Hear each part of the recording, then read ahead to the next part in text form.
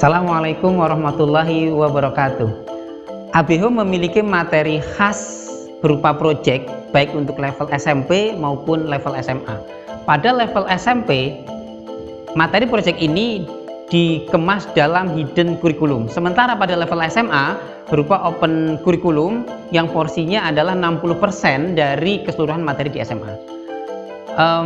Materi proyek ini bertujuan untuk mengenalkan siswa dengan dirinya, mengenal dirinya, lalu mengolahnya menjadi rintisan karir. Ada 3 tahapan pada proyek ini berupa accepting talent, kemudian cultivating potensi, dan finding strength. Nah, 3 tahapan itu kemudian dikemas dalam aktivitas yang lebih real, yang dikelola dalam manajemen yang sederhana berupa plan, do, check, and action. Proyek dilaksanakan dalam 3 bentuk, yaitu proyek individu, proyek tim, dan proyek institusi. Secara sekilas, proyek individu itu ide proyeknya murni dari anak. Nah, proyek individu ini menekankan proses berpikir dan semangat menuntaskan tugas. Kemudian ada proyek tim, utamanya untuk mengenali diri bagaimana jika bekerja dalam sebuah kelompok. Project team pendekatannya lebih pada kebutuhan mengenal diri dari sisi relating others, bagaimana menerima pendapat orang lain, bagaimana bekerja sama, dan lain-lain. Yang ketiga, project institusi, yaitu project yang tujuan utamanya untuk menanamkan nilai-nilai institusi atau lembaga yang biasanya anak-anak terlewat karena fokus pada kebutuhan individu dan timnya saja.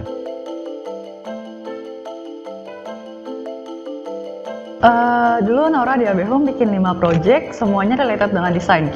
2 project pertama itu architectural design karena waktu SMP, waktu SD itu selalu pengen jadi arsitek. Jadi mumpung di ABHOME bisa bikin project, jadi kita explore aja apa yang kita pengenin. Saya projectnya yang berhubungan dengan analisa data, jadi bikin semacam survei gitu, terus nganalisis hasilnya.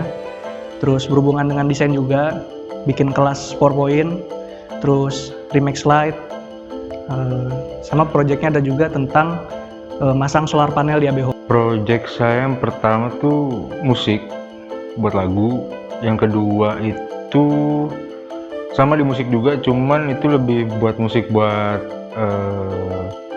ada salah satu sekolah lah di Bogor. Project ketiga sampai project terakhir itu lebih ke fotografi sama graphic design sih, buat majalah. Kalau waktu di ABHOME itu aku bikin 5 project yang temanya tuh campur sari lah, kayak nggak ada yang linear gitu kan. Jadi project pertama itu aku pengen jadi influencer gitu kan. Terus kan karena zaman dulu tuh masih ngetrennya di blog, jadinya akhirnya kayak aku nulis blog review tentang beauty dan film gitu.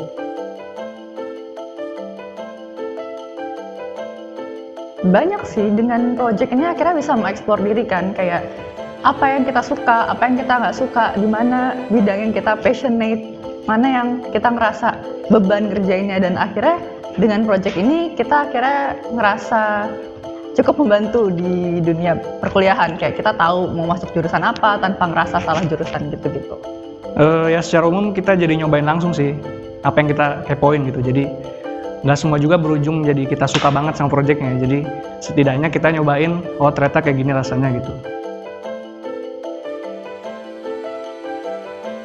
Dengan adanya project di ABHOME related dengan fashion design cukup membantu. Maksudnya ketika masuk kuliah tuh nggak jadi gelas kosong banget, walaupun memang yang kita lakukan di project ini nggak ada apa-apanya, tapi ya lumayan lah untuk jadi beberapa step di depan teman-teman yang lain.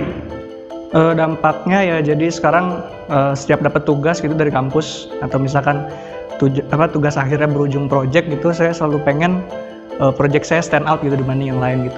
Mungkin kalau misalnya secara langsung nggak ada ya, soalnya kan kayak apaan nih project macem-macem, terus kok tiba-tiba masuknya psikologi.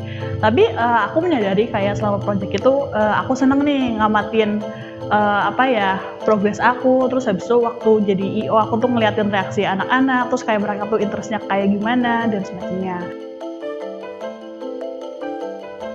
Oh, pas project pertama penuh drama lah, karena itu baru lulus SMP, terus kayak merasa diberi kewajiban mengerjakan project, kayak kita ada pasti setiap project kan 6 bulan ada up and down-nya, ada ngerasa happy dan sedihnya.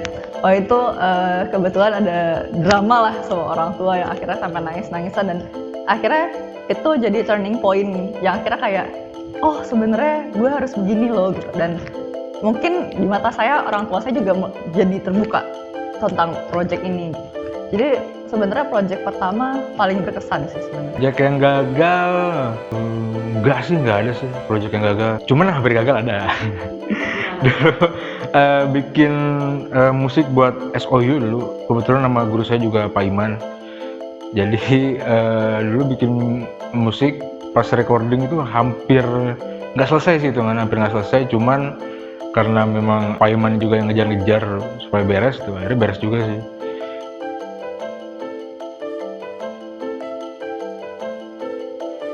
Dari pengalaman ABO menjalankan model pembelajaran berbasis proyek sejak 2015 hingga sekarang, banyak siswa atau haser di sini yang merasakan manfaatnya. Di antaranya, mereka bisa lebih mengenal tentang potensi dirinya, dan mereka juga memiliki keterampilan menyelesaikan masalah-masalah secara lebih terstruktur.